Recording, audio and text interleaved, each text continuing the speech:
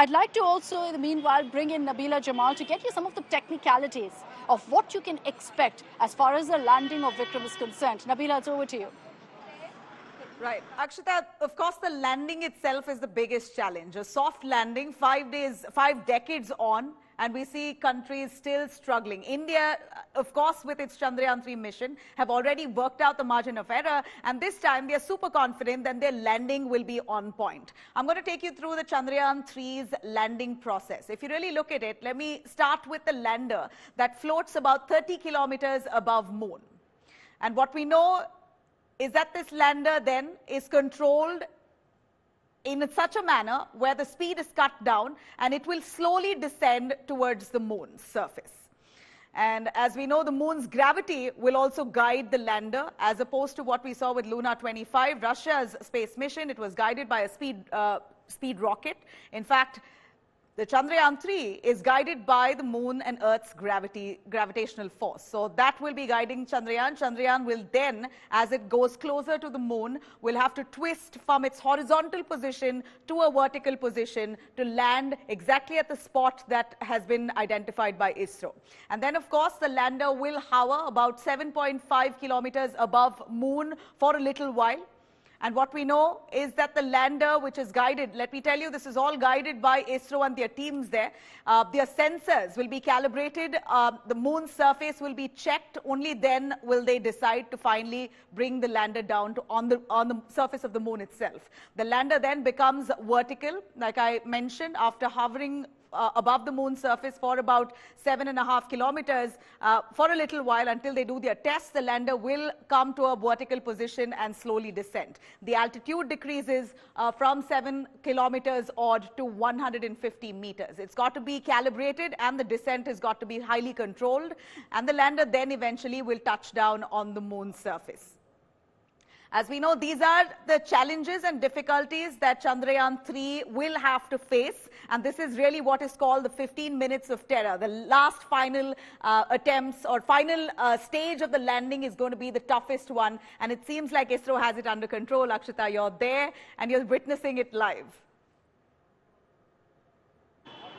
Very true. Isro seems to be having it under control. I know all of us are excited and a tad nervous, but it definitely doesn't look like the scientists behind me are, looking at the kind of pictures that have come in right now. We're also getting you a sense of how excited India is. This matters because, you know, it also ups and boosts the morale of our scientists, gives them that sense of purpose. Besides, of course, the scientific aspect of it, there's so much of emotional and sentimental value attached to this project. And that's clear in the pictures that are coming in of celebrations from across the country.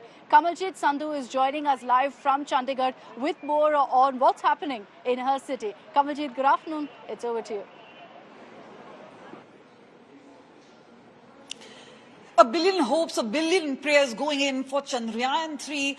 I was in Sriharikota when it took off at least 4 years ago, and then the dreams came crashing down. Today we are in Kalpana Research Center, and this is Chandigarh University. We have with us a professor who's been part of the Isro. And today we're talking about the excitement and also speaking to the aeroscience students.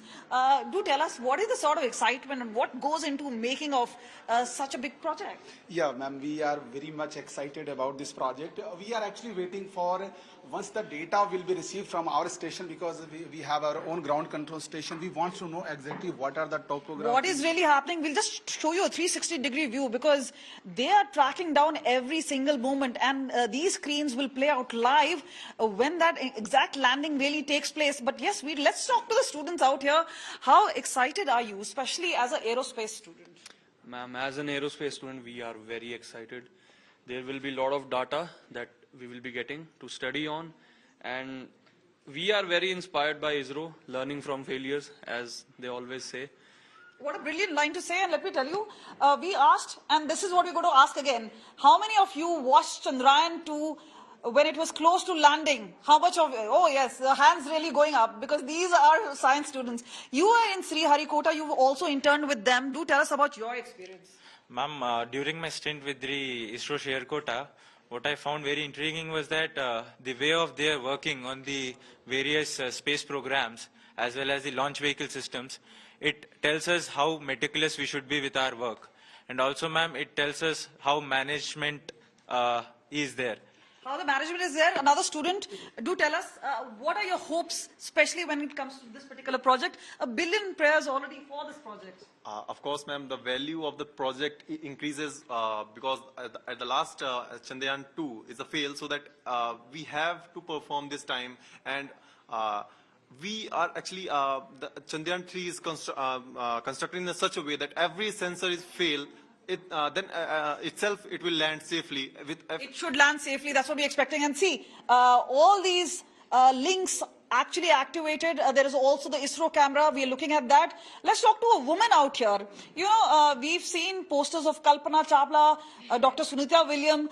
Now you tell us, as a woman and as a science student, how do you see your role, and especially we've known how women have participated in a big way and leading this particular project? I'm feeling very, very proud today that women are coming up in rocketry sciences where there are limited opportunities and a society dominated by men, but women are standing out here. And to watch it in front of the Chandrayaan-3, it will be a great success, and women are contributing in Isro, and we can see in control room as well. There are many women out there who are contributing for the mission. So yes, it's a great opportunity. It's a big way, obviously, with women, and obviously, let's just try and speak to a professor out here. All these aerospace students, but what is the focus today? We've been told big screens have been kept out for the evening. Yeah, all the screens are on here, and in the most of the auditoriums we have on all the screens, and it will be relay so that we can see landing as smooth as we are jumping on the sponge. Jumping on the sponge, but it's a history in the making, and these are students all here. Look at the rockets, look at all the time.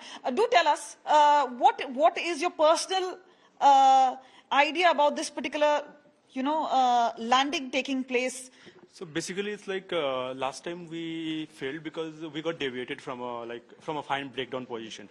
So this time the algorithm has been developed in such a way that it will just tackle all the orientation, and it will help us to land safely on the. So error-free. There is hardly any room for error, and this is what 1 billion Indians are really hoping for. And the scientific temper here in this particular room with all these students, they are actually now not just holding on to the prayers, but also ensuring that science will play its own part, and all these students are going to not only be part of this project. And remember, as far as Chandigarh University is concerned, they're saying the next big thing is that they already have a tie-up with the Isro. A satellite would be launched, their own satellite, which will monitor the water system. So all this is going to take place, but a big, big exciting day. And from here in the classrooms, they will eventually in the evening move out to the big screen where the entire university students will come together and watch this live, watch history unfold live. Very exciting times ahead, and for students, of course, there's nothing bigger than this, especially for those who are so excited or are passionate about astronomy. It doesn't get bigger than this. Essentially, space exploration, being there to witness this kind of a moon mission and the landing live. Kamalji, thanks very much for getting us a ground report.